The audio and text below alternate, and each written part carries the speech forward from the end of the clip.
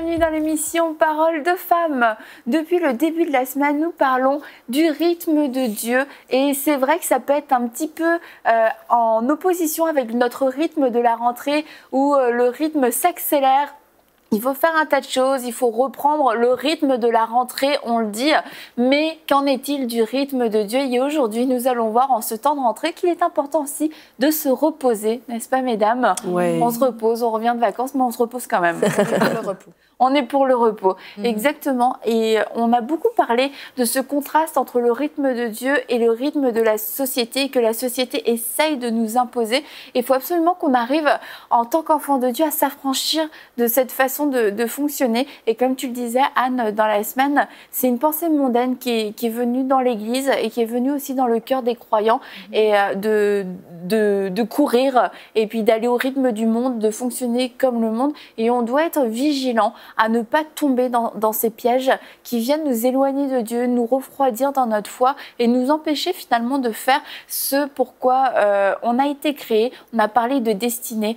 C'est vrai, on a une destinée. Dieu a une grande destinée pour chacune de nous. Mais pour réaliser cette destinée, il faut saisir les temps et les moments de Dieu, rester accroché au cœur de Dieu et aussi savoir se reposer tout simplement. Et quand on parle de reposer, on a l'impression qu'il faut avoir la chaise longue, la plage paradisiaque, pas de bruit, pas d'enfants.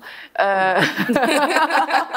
on se dit, si c'est ça le repos, moi, c'est pas possible dans ma vie. Mais en fait, on va voir que Dieu a instauré des temps de repos qui sont valables pour tout le monde, qu'on peut réussir à instaurer dans nos vies. C'est juste, encore une fois, une décision, il y a un choix, en fait, qu'on doit prendre. Mais si tu observes le vivant, tout le vivant, tout ce qui est vivant, même la plus petite cellule, l'algue unicellulaire, tout le monde fonctionne sur un cycle de 7 jours, 6 jours de fonctionnement et 1 jour de repos. Toute la création fonctionne comme ça. Et Dieu, quand il a, dans sa grande sagesse, créé l'homme, il l'a fait aussi pour avoir ce cycle-là avec un temps de repos. Le repos, c'est pas quelqu'un qui va faire l'école buissonnière, qui va prendre une tangente un petit peu à la sauvage. C'est vraiment une institution divine. Dieu a fait l'homme pour qu'il se repose à temps régulier. Et si on ne le fait pas, on désobéit à Dieu. Même Dieu s'est reposé dans tout le processus de la création. Le 7e jour, il s'est reposé. Et une chose aussi qui m'impressionne, c'est que Dieu a instauré non seulement des temps de repos pour l'homme, le sabbat, comme juste le 7e jour, un jour, on se repose, mais aussi dans l'agriculture. Dieu a même pensé à ça. Les temps de jachère, oui. Oui, c'est ça. Donc, la 7e année, un fermier devrait, en principe, si on suit les principes de Dieu, faire reposer la terre et naturellement, c'est prouvé vraiment que ça donne un temps de repos à la terre. Les minéraux peuvent reprendre vie et la terre se ravive. Et comme ça, elle est prête pour... 6 ans encore. Encore un autre 6 ans. Et la même chose pour nous, si j'ai travaillé à un rythme effréné pendant 6 jours, Dieu me demande de me reposer. Pourquoi? Parce que Dieu veut juste qu'on prenne le temps avec lui. Dieu veut qu'on... C'est un principe. C'est juste un principe pour honorer sa présence, honorer sa parole. Et je crois vraiment que quand j'honore Dieu avec le temps que je lui accorde, de se reposer, parce que, dans le fond, on peut dire « je peux pas me permettre ». On peut dire « je ne peux pas me permettre à cette journée de repos ». Aujourd'hui, de nos jours, je crois qu'il y a beaucoup de gens qui ont des entreprises privées, des business qui sont à leur compte, et puis ils se disent tout simplement « même moi, je peux pas m'arrêter ».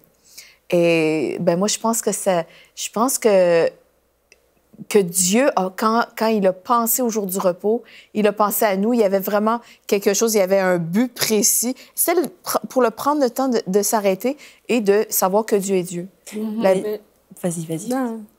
Ben, la courbe naturelle, c'est même nous, dans notre propre corps, c'est qu'on a 24 heures dans la journée. On fonctionne, mais à un moment donné, il faut qu'on se repose parce que si on ne se repose pas, on dérègle tout notre fonctionnement.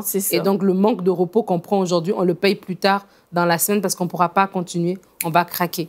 Et le repos, oui, c'est physiquement, on se repose, mais aussi mentalement. Et je crois que alors qu'on parle du rythme de Dieu qui est différent de notre rythme à nous humains, notre rythme à nous dans la société veut qu'on pousse à fond. Mais le rythme de Dieu dit qu'il y a un cycle. Et quand on se repose, on ne perd pas du temps. Au contraire, on gagne du temps. Quelqu'un qui va fonctionner sans dormir, il va peut-être faire plus de choses, mais au bout de 3 jours, il va se brûler. Mais quelqu'un qui va dormir son 8 heures, son 6 heures, son 5 heures, peu importe, va se restaurer pour pouvoir faire la prochaine chose. Et je crois que alors qu'on a des plans, apprendre à se reposer, c'est aussi apprendre à compter sur Dieu. C'est apprendre à dire, selon la société, peut-être parce que j'ai ma propre entreprise, je dois travailler à fond parce que je veux mettre les bases, je vais établir un certain fonctionnement, oui, mais parce que je travaille selon le rythme de Dieu, je sais que moi, si je prends le temps de m'arrêter pour me reposer ou prendre soin de ma famille ou tout simplement passer du temps devant Dieu, ce n'est pas un temps qui est perdu. Au contraire, c'est un temps qui est investi et qui va me revenir encore beaucoup plus fort. Il y a un dicton du monde, c'est pas biblique, mais des fois ils sont bons, les dictons du monde, qui dit « Celui qui veut aller loin ménage sa monture ». Et je me souviens, ça fait quelques semaines, je prêchais à une conférence de femmes. Puis dans un temps d'atelier, il y a une jeune maman qui est venue me voir et qui m'a dit « Mais c'est bien beau tout ça, mais on ne peut pas prendre ce temps de repos ». Je leur disais justement, et c'était mon thème du week-end, j'aurais dit, je suis entrée dans le repos de Dieu. J'aurais fait tout un atelier sur comment se reposer concrètement. Qu'est-ce que Dieu a prévu pour nous en tant qu'organisme humain pour se reposer? Elle m'a dit, mais on ne peut pas. Concrètement, comment on peut faire? Mais j'ai dit, il y a des choix à faire. Et qui veut aller loin ménage sa monture. Si à 30 ans, tu es la tête dans le guidon entre tes 4 enfants, 40 heures semaine au boulot, puis le week-end à l'église, à un moment donné, ton corps va dire stop. Puis tu vas mettre tellement de temps à te remonter, peut-être même que tu remonteras jamais à ton plein potentiel de forme, là, tu l'auras payé cher. Donc, il vaut mieux anticiper et puis savoir suivre les instructions divines sur le repos. C'est un principe divin de se reposer. Tu as un temps pour travailler, tu as un temps pour te reposer. C'est ça. Et c'est vrai aussi pour les gens dans le ministère. Moi, je vois des pasteurs, des femmes de pasteurs, des gens qui ont une responsabilité de leadership dans les églises, qui travaillent comme des fous, qui ne prennent jamais de vacances ou pendant leurs vacances sur le calendrier partent encore travailler pour l'œuvre de Dieu à autre chose. Mais un jour, tu le payes parce que Dieu n'a pas prévu l'homme pour qu'il ait des rythmes de dingue comme ça.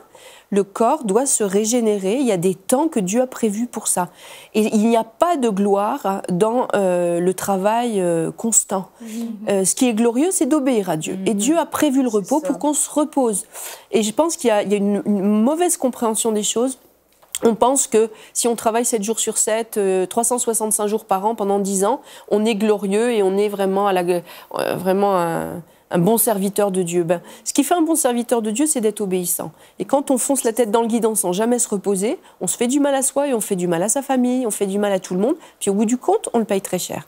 Donc il vaut mieux en être conscient rapidement et puis mettre les choses dans le bon ordre. Et si on veut aller loin, il faut ménager notre monture. En effet, il n'y a rien de glorieux dans le fait de travailler autant parce que de toute façon, les résultats qu'on va avoir aussi dans nos vies, gloire à nous dans ces cas-là.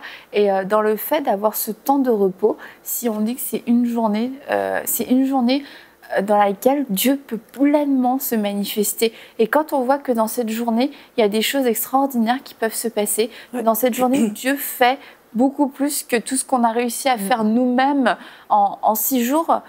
C'est hyper encourageant, mais il faut le vivre au moins une fois, en fait. Il faut laisser la place à Dieu de pouvoir se manifester. Et je vois notamment les gens qui font le choix de ne pas travailler le dimanche pour pouvoir aller à l'église. Et là, je sais, on parle de sabbat, on parle d'église, ça hérisse les poils de beaucoup de gens. C'est comme, mais l'église, ce n'est pas le bâtiment, l'église c'est nous, oh, gloire à Dieu. Oui, l'église c'est nous, puis c'est cool d'avoir un bâtiment comme une famille qui a une maison. Et en fait, et je ne dis pas que si on ne va pas à l'église un dimanche, qu'on va droit en enfer, etc. C'est pas du tout ça. Mais l'église, c'est une bénédiction, c'est un refuge, c'est une maison, une famille que l'on a, et c'est un privilège en fait d'y aller. Et lorsqu'on fait le choix de ne pas aller à l'église, on se met aussi en danger spirituellement et on se coupe de quelque chose de bon que Dieu a pour nous. Et des gens font le choix de ne pas aller à l'église, de ne pas aller à l'église le dimanche parce que ils veulent travailler et parce que c'est plus important pour eux de travailler. Et vraiment, moi, j'ai vu des gens faire l'inverse et dire, Seigneur, moi, je veux aller à l'église, je veux participer, je veux servir, je veux voir mes frères et sœurs, je veux être nourri par ta parole, je veux aller à l'église, j'en ai besoin et je crois que c'est le meilleur pour moi. Ils ont mis Dieu à l'épreuve dans leur situation en disant, a priori, si je ne travaille pas le dimanche, ça va être compliqué pour moi. Et finalement, ces gens se retrouvent avec des meilleures situations parce que Dieu honore, et il y a une faveur. Ok, tu travailles pas le dimanche, alors que par exemple, tous les étudiants travaillent le dimanche. Ils n'ont pas forcément envie de travailler le dimanche, non pas parce qu'ils veulent aller à l'église. Et tu te retrouves avec des meilleurs horaires que tout le monde. Et puis, Dieu a honoré, mais il faut laisser la place à Dieu de pouvoir le faire, plutôt que de se dire non, j'ai besoin de cet argent. Non, le sabbat vraiment est un jour de foi, un jour où on voit Dieu agir de façon surnaturelle. Je pense que aussi c'est tout à fait naturel que Dieu honore les principes qu'il a établis. Et quand on honore Dieu, ben, le principe de l'honneur, c'est que Dieu honore ceux qui l'honorent. Et c'est un principe qui a été établi justement parce que dans la société effrénée dans laquelle on vit, c'est pas très populaire de parler de repos et ça peut paraître religieux de parler de sabbat. Mais dans le fond, on veut juste dire un jour pour se reposer, un jour qu'on met à part pour Dieu. Et quand je choisis Dieu au lieu du travail, Dieu honore ce principe-là. Et c'est pas religieux, c'est biblique. Tout simplement, c'est quelque chose de biblique. Et Dieu va honorer ceux qui l'honorent. Et comme tu dis, ben, la personne qui a choisi de faire confiance à Dieu pour sa vie, parce qu'elle va prendre cette journée, oui, je pourrais avoir des contrats, je pourrais travailler, je pourrais accumuler beaucoup d'argent aujourd'hui, ben, peut-être je pourrais être payée temps double parce que c'est dimanche, je pourrais me faire 2 fois plus d'argent aujourd'hui, mais pour moi, cette journée-là, c'est important. Aller rencontrer Dieu, aller rencontrer mes frères, mes sœurs, aller être nourri dans la parole, aller juste rendre un culte d'adoration à Dieu. Et Dieu va honorer ce principe-là. Et je pense aussi que beaucoup, on parlait de gens qui se brûlent. Bien, le burn-out, c'est quelque chose de tellement... C'est un fléau dans notre société. Et je crois vraiment que c'est tout à fait... C'est une conséquence directe au manque de repos. Et les maladies comme le cancer, la fibromyalgie, toutes ces choses-là sont, entre autres, pour moi, vraiment des liens directs ou indirects, des conséquences vraiment du fait qu'on ne prend pas le temps d'honorer le jour de repos que Dieu nous propose, justement. Il y en a beaucoup qui vont me dire aussi, ah ben oui, mais c'est pour ça, tu disais tout à l'heure, des gens qui choisissent de ne plus aller à l'église le dimanche ou peut-être un dimanche sur 2 pour se reposer. Mais que je sache, la semaine de travail, c'est 5 jours, pas 6. C'est ça. Et il y a un samedi avant le dimanche. Et ce jour-là, on choisit d'aller faire ci, d'aller faire ça, d'aller au gym, d'aller faire son ménage en grand, je ne sais pas quoi. Mais si le samedi est un jour de gros travail ou de grosses activités, je pensais à une femme qui me disait ben moi, mes enfants font des activités, donc je dois les accompagner à droite, à gauche. Ben, je dis il ne faut plus faire d'activités. Ils n'en mourront pas, hein, les enfants, de ne pas aller à la danse classique, à je ne sais pas quoi. Et tu fais des activités de famille, tranquille, tous ensemble. On a un mode de vie, on se laisse dicter notre mode de vie par le monde.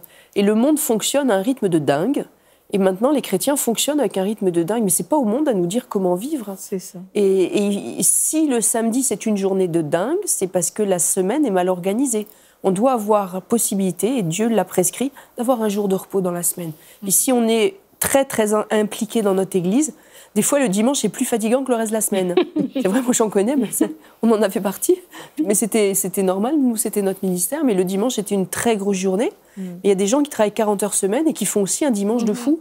Et ces gens-là, je leur dis d'abord merci pour tout ce que vous faites dans l'Église. Merci beaucoup. Mais il faut que vous ayez un jour de repos. Et si le dimanche, vous êtes actif, ben, le samedi, reposez-vous. Mais je crois qu'il y a un changement de mentalité qui doit avoir lieu.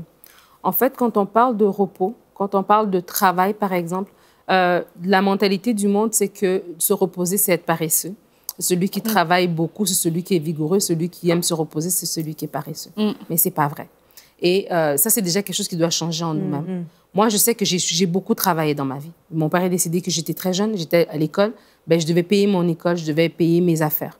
Pas parce que ma mère ne pouvait pas, mais c'était parce que moi, je voulais aussi la décharger. J'étais quand même assez grande pour comprendre qu'elle était seule avec le nombre d'enfants. Les finances n'étaient pas faciles. Et donc, parce que j'étais étudiante, ben, je travaillais le soir, je travaillais le week-end. Mais j'avais donné ma vie à Dieu et puis j'avais dit, Seigneur, je veux avoir mon dimanche. Mais ça a pris que quand j'arrivais dans un emploi, je disais, écoute, on te pose la question, est-ce que tu as des questions? Oui, est-ce que je peux avoir le dimanche matin? Est-ce que je peux commencer en après-midi? Les employeurs, parce que de toute façon, la personne on engage qui, c'est toi qu'on engage. Donc, tu amènes une expertise, mais parce que tu amènes une expertise, l'employeur va aussi considérer ça. Ne pas avoir peur de dire à son employeur que ben, moi, le dimanche matin, je ne peux pas venir. L'employeur va le considérer. Et au début, c'était difficile parce que des fois, j'allais à l'église le matin, puis je travaillais à 15 heures. ben, ça me faisait des longues journées. Mais à un moment donné, à force de dire, Seigneur, de pleurer devant Dieu, dire, Seigneur, non, j'ai besoin d'avoir mon dimanche, ben, Dieu m'a positionné, comme tu dis, m'a donné des promotions, en fait, parce qu'il m'a donné d'avoir des emplois où est-ce que je travaillais que la semaine. Et puis, j'avais plus les soirs, j'avais plus les week-ends, parce que j'avais déjà montré au Seigneur que je faisais pas des compromis par rapport au temps avec lui.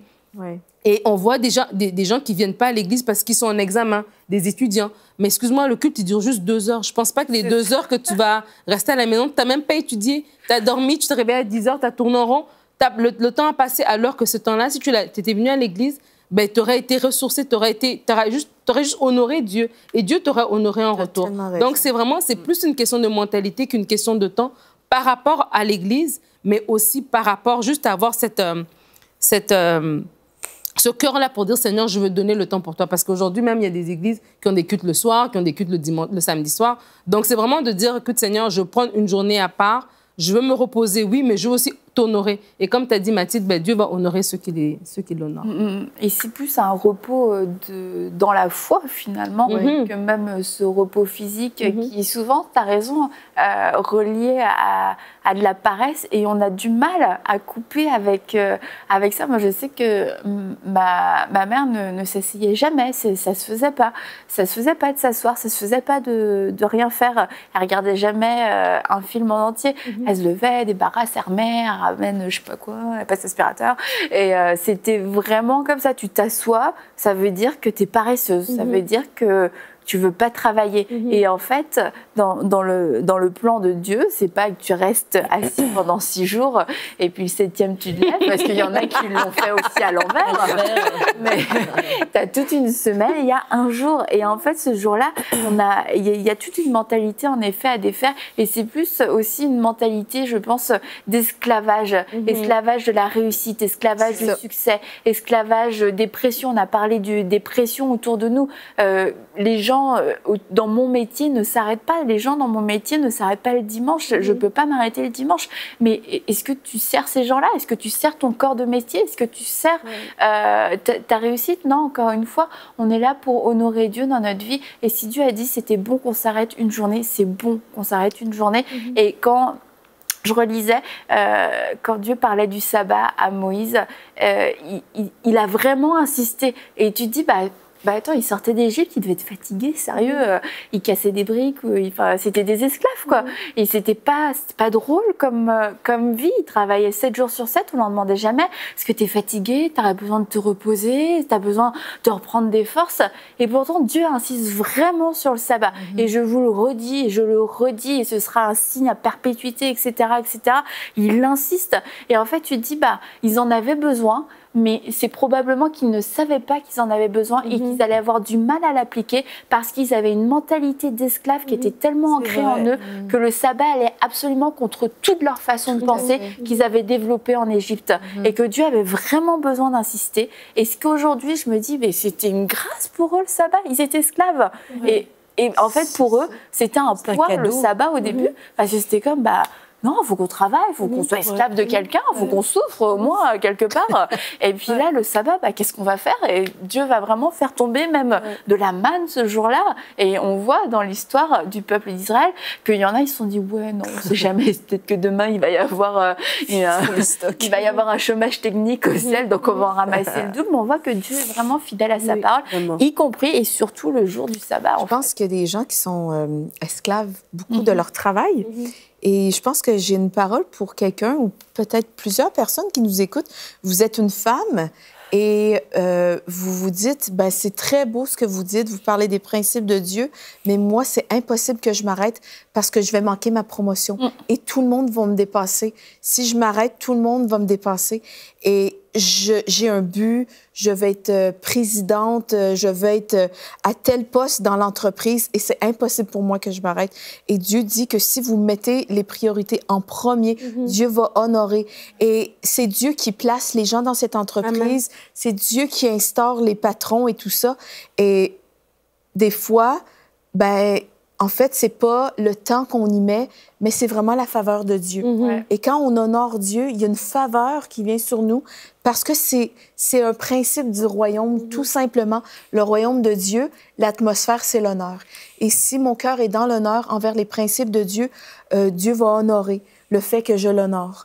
Et c'est cette parole, vraiment, je veux vous dire que c'est Dieu qui va vous positionner. C'est Dieu qui va le faire. C'est pas vos propres efforts. C'est pas la pensée de l'humanisme. Ce n'est pas cette pensée du monde qui va vous amener au top, mais c'est vraiment Dieu si vous le mettez en priorité. Amen. Donc, je crois vraiment qu'il y a des personnes qui ont...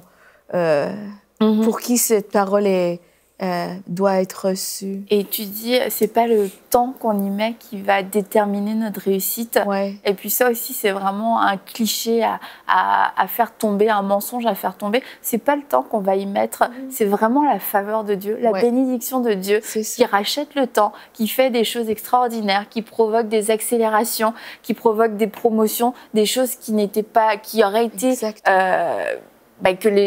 le monde fonctionne de cette façon-là. En 5 ans, tu peux accéder à tel poste, mais toi, parce que tu as une faveur particulière, parce que tu as mis du temps devant Dieu, non pas parce que Dieu va dire « Ah, il le mérite, il l'a gagné, c'est un bon chrétien », mais parce qu'on a appliqué les principes du royaume de Dieu et que ces principes sont efficaces. C'est parce que c'est la vérité, c'est comme ça que Dieu nous dit « Médite la parole jour et nuit et c'est alors que tu réussiras tout ce que tu entreprendras. » Et pour méditer la parole jour et nuit, là aussi, il faut prendre un peu de temps et il faut avoir ce sabbat de se dire je vais méditer la parole, je vais passer du temps à méditer, je vais passer du temps dans la présence de Dieu et c'est alors que je réussirai. Et je veux pas être simpliste parce que quelquefois, je sais, les gens se disent oui, c'est bien beau tout ça, il faut bien étudier. Il faut étudier. Vraiment, la Bible est claire. Médite la parole de Dieu jour et nuit. Et tes bouquins d'école viennent après, c'est secondaire. Et c'est parce que tu auras médité la parole de Dieu que lorsque tu vas étudier dans tes bouquins, que ça va rentrer, qu'il va y avoir une compréhension, que ça va être plus facile d'étudier, ça va être plus accessible et de ne pas renverser la façon de fonctionner de Dieu. Et j'aimerais ajouter juste que Dieu est votre agent de promotion. Amen. C'est Dieu notre agent de promotion, c'est pas nous-mêmes notre agent de promotion, mais Dieu est votre agent de promotion. Et c'est lui qui va vous élever au temps convenable si vous l'élevez. Hein? Comme quand on élève Dieu, on va à l'église, où on prend du temps juste dans sa présence. J'élève Dieu et Dieu va vous élever au temps convenable. Oui, je disais que en t'écoutant, tu parlais de l'esclavage, de l'esprit d'esclavage. Et je dis, plus on s'achemine vers la fin des temps, plus le diable nous impose un rythme un peu comme les hamsters là, qui tournent dans les roues. Encore plus vite. Et on se retrouve à tourner dans une roue de hamster, toujours plus vite, toujours plus vite, toujours plus vite, toujours plus vite. Donc tu ruines ta santé. Et on court vers rien. Tu cours vers rien d'ailleurs, tu tournes en rond. Et puis tu te nourris plus de la parole de Dieu, tu n'as plus le temps pour les autres. On en a parlé dans une émission cette semaine. On n'a plus le temps de donner aux autres, on n'a plus le temps d'élever ses enfants correctement. On n'a plus le temps d'investir à l'église du temps. On n'a plus le temps d'investir dans ses voisins. Et on n'a plus le temps de soigner sa communion avec Dieu. Et le train de ce monde, c'est typiquement l'ennemi qui l'a créé pour nous abrutir. Et on parle souvent d'esprit conspirationniste, mais moi je dis, mais le diable a vraiment conspiré pour nous happer dans un espèce de tourbillon d'activités qui ne servent à rien, qui ne mènent nulle part et qui ne nourrissent pas. Et à cause de ça, on a laissé tomber l'essentiel. Le temps passé avec nos enfants, le temps passé avec nos parents, le temps passé avec nos voisins, le temps de prier, le temps de lire la parole de Dieu, le temps de passer à l'église. Ne serait-ce qu'une génération avant moi, on passait quasiment tous les soirs à l'église. Mais maintenant, on ne va pas dire aux gens, venez plusieurs fois dans la semaine. Déjà, le dimanche, c'est l'exploit de l'année. Donc, non, mais c'est vrai, quoi. La génération... Quand je suis arrivée dans l'église dans les années 80, il y avait 4 ou 5 réunions dans la semaine, et puis tout le monde trouvait ça normal, et il y avait quasiment tout le monde à toutes les réunions. Maintenant, tu ne vas pas dire... Dimanche, et même c'était non négociable. Et puis, évidemment. Bah oui, mais même les réunions de semaine étaient non négociables. Si tu n'étais pas là le mardi soir à la prière ou le jeudi soir à l'évangélisation... Quand tu n'étais pas né de nouveau, tu allais à l'église. Non, mais je veux dire, c'était non négociable, et puis tout le monde trouvait ça normal. Et puis, d'un seul coup, en l'espace d'une génération et demie, 2 générations, on se retrouve complètement abruti. Déjà, c'est quasiment, je vous dis, l'exploit de l'année quand tu viens 2 heures à l'église le dimanche matin. Donc, c'est typiquement, moi je dis que c'est vraiment démoniaque. Ce train du monde dans lequel on nous a happés, c'est une roue de hamster dans laquelle les gens tournent en rond et pédalent et pédalent et pédalent pour aller nulle part. Et il ne faut pas qu'on rentre là-dedans. Une fois, moi, j'étais à la salle de sport. Ce n'était pas un rêve. Pour ceux qui disent que je n'aime pas le sport, c'est pas que je n'aime pas le sport, c'est que le sport ne m'aime pas. Et je n'étais pas dans une roue de hamster, mais sur le vélo, comment ça s'appelle? Elliptique. Ouais, elliptique. Et là, t'es là, ça bouge là de partout. Ouais, c'est bon, regardez-moi bien. Et c'est comme un... Ouais, bah... ça bougeait, elle a tes jambes, tes bras. Et c'est comme à un moment donné, Annabelle fait de l'elliptique. T'es emporté dans le mouvement. Puis là, tes jambes, tes bras bougent dans tous les sens. Et là, t'as plus le contrôle. Je me dis, qu'est-ce qui se passe? Et j'arrivais plus. La machine s'emballait. La machine s'emballait, la machine me contrôlait. Et là, j'ai commencé à paniquer parce que ça allait beaucoup trop vite pour moi. Mes jambes, mes bras allaient beaucoup trop vite. Et t'es là, salle de sport, mais le gars à côté de toi, il est là. Ça a l'air de si bien se passer pour lui. Et moi, je suis en train de vivre juste un moment de panique horrible. Et ma tête n'arrive plus à fonctionner, que ben, j'en sais rien comment j'en suis arrivée là, mais en tout cas ça va beaucoup trop vite. Je commence à paniquer et donc la seule chose que je me dis, je vais sauter. Et j'ai sauté du vélo. J'ai sauté du vélo avec une grande classe, vous pouvez vous imaginer. Et après, je sais pas si c'est la dernière fois que j'y suis allée parce que je n'ai plus jamais retourné. En tout cas, je pense que j'ai dû faire des petits bruits en plus. Et je suis tombée un peu sur l'autre vélo, bien entendu. Bref, j'aurais pu me faire mal. Mais quelquefois, faut sauter du vélo. Faut sauter parce que c'est un rythme qui nous convient pas. Puis là, je me dis, je sais pas où je vais. Je sais pas comment ça va se terminer. Je pense que j'aurais pu ralentir d'une façon ou d'une autre. Depuis, je suis même pas sûre d'être remontée sur ce genre de vélo. Mais en tout cas, c'est que j'ai sauté et ça a mis fin à ce rythme effréné. Et quelquefois, dans notre vie, je crois qu'on a vraiment besoin de sauter, de prendre ce saut-là. Et contrairement à moi, ce sera pas un saut catastrophique. C'est un saut orchestré par Dieu. Et il va être là à notre rescousse parce que c'est vraiment une prison, cette roue de hamster. Et il veut qu'on en sorte. Et entre autres, avec le sabbat, avec cette journée qu'on va mettre à part pour lui. Et vous disiez 2 heures par semaine, qu'est-ce que c'est? Et Dieu est bon dans sa grâce, c'est un jour dans la semaine. C'est comme la dîme, c'est juste un dixième, c'est pas 90%. Et c'est pourtant ce petit dixième qui nous fait mal au cœur. Mais c'est dans sa bonté que Dieu a fait ça parce que en mettant ce rendez-vous hebdomadaire, ça nous évite de trop nous éloigner. Ça fait que d'une semaine à l'autre, on a le temps de se réajuster. On n'a pas passé une bonne semaine. Ok, au moins, il y a ce jour-là où on sait, où on permet à Dieu de nous parler et on va pouvoir se réajuster. C'est en général en une semaine, à part pour vraiment les gens vraiment intenses, on n'a pas le temps de mettre toute notre vie par terre parce qu'on va se réajuster d'une semaine à l'autre. Mais quand on a un sabbat annuel, alors là, on a eu le temps de faire beaucoup de dégâts et puis de nous faire aussi beaucoup de mal. Donc c'est important que de pouvoir respecter ce sabbat et de pouvoir honorer ce rendez-vous que Dieu nous donne une fois par semaine. Mais on va voir comment vivre plus que le sabbat, comment avoir une meilleure vie de prière et ce sera demain dans Parole de Femme.